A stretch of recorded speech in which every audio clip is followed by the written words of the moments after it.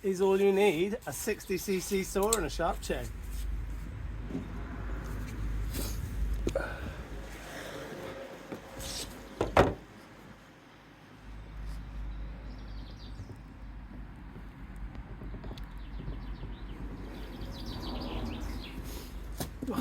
So this is basically a rebuff to the video I've just put up. Actually, is all you need a 60cc saw and a sharp chain and a 20-inch bar? I don't know.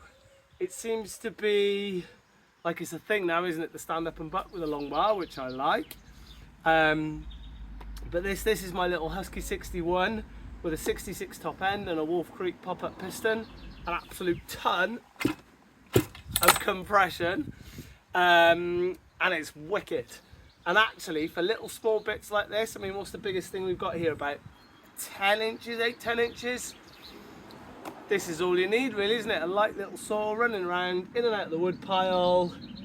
Does it give away anything to one of the big 75, 78cc saws? You know, I've just been doing some of the same, messing about with a 461 and a big bore 372. And do you need that stuff? I don't know. Comment below, what would you rather run? Would you run this little 66 like a 266, or if you're a Stihl guy, would you run a 362 or something like that? Maybe even they're too big. Would you just run a little 50cc saw? I don't know.